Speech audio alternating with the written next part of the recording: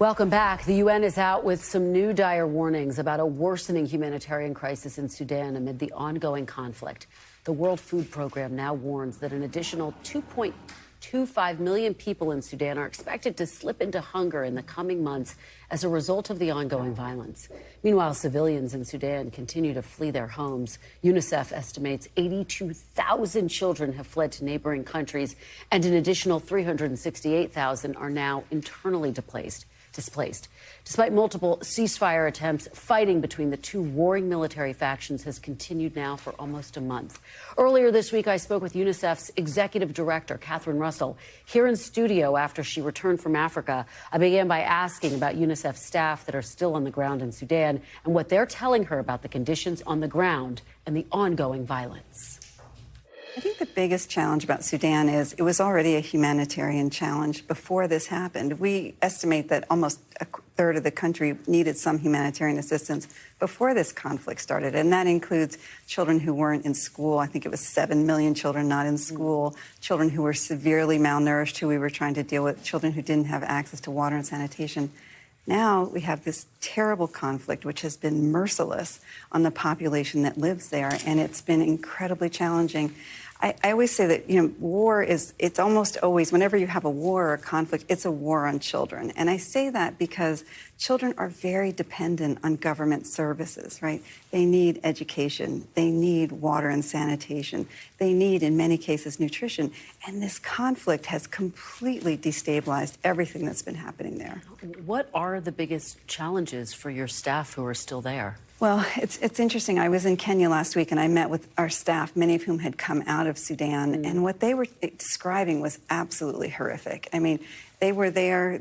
In many cases, it happened so quickly. They were trapped in their apartments and their homes because there's bombardments going on, and there's also street fighting happening.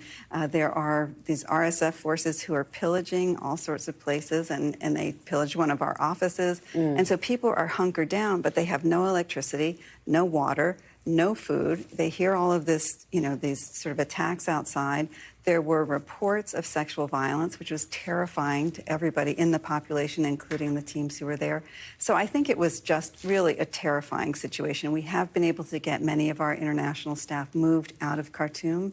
But, everybody wants to get back and help as many children as they can. So that's really the dilemma for us. That's just extraordinary that people want to go back they're amazing. To help.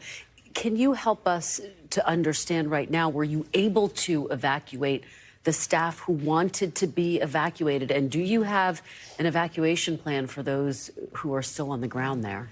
We were able to get out all of our international staff to the port of Sudan, at least, and then many of those have left the country. Our national staff, it's a little bit more complicated. Some of them don't want to leave. Some of them are moving within the country. Some of them have left. So at this point, we feel pretty comfortable that we've been able to get people out. Now, honestly, we're trying to figure out how to get people back in from the port of Sudan into the country or back into the country from outside the country. Well, as you said at the top, Sudan relies on humanitarian aid. Yeah. To what extent has that been disrupted?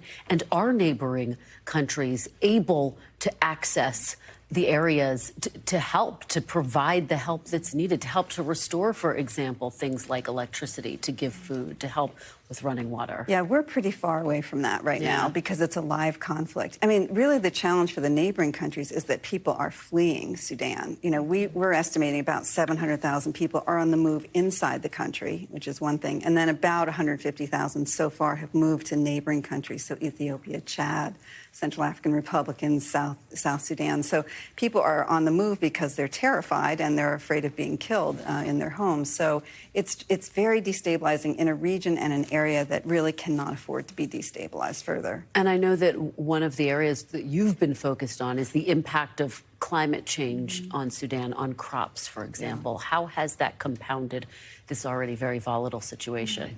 Climate, it's so interesting because when I first started this job a little over a year ago, I wasn't really focused on climate. It wasn't something that I came in as an expert on, but as I travel, I see the impact of climate change on communities. And essentially what's happening, I said I was in Kenya, and I was in eastern Kenya, where it's so dry. And similar to what I saw in Ethiopia, what you see is that these populations are dependent on crops or on animals. And when these crops or animals get no water, they die. What happens? Then the communities start moving to places where other people live. I visited a refugee spot in Kenya, where so many women and children had come from Somalia, where it's just dry. Nothing can live there, including people, and so they leave. And we see this all over that region. It's really terrible. And the challenge of dealing with climate change for us is really thinking about how do we help communities adapt and become more resilient, because we know climate change is coming. We see it, and we know it's just going to get worse. Well, let me follow up with you on Somalia, since you raised that region as well. Previously, there had been dire warnings about what was happening in Somalia, and yet not enough to declare an actual famine. Where are we right now? Is the situation in Somalia a famine? No, it's not. A famine, that's actually a designation that someone makes, right, that some body makes. But what I can say is it's incredibly dry, right? When I was in Kenya, they had 5 rainy seasons in a row that failed, right? And so they had just gotten a teeny bit of rain, and the whole place was getting sort of greened up, which was amazing. But you can't count on that continuing.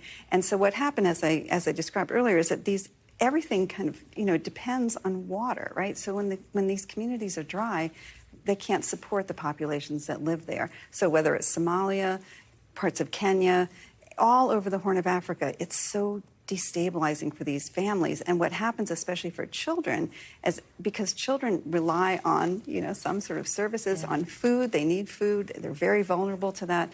We see high rates of severe malnutrition. And honestly, I've seen it in Ethiopia. I saw it in Kenya, Yemen. I mean, so many places. And to see it, Kirsten, it's like, we call it wasting, and it's because children actually waste away until there's nothing left of them.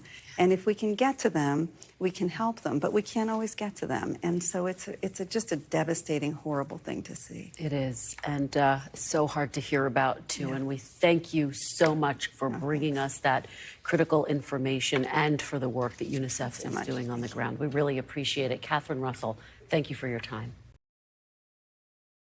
Thanks for watching our YouTube channel. Follow today's top stories and breaking news by downloading the NBC News app.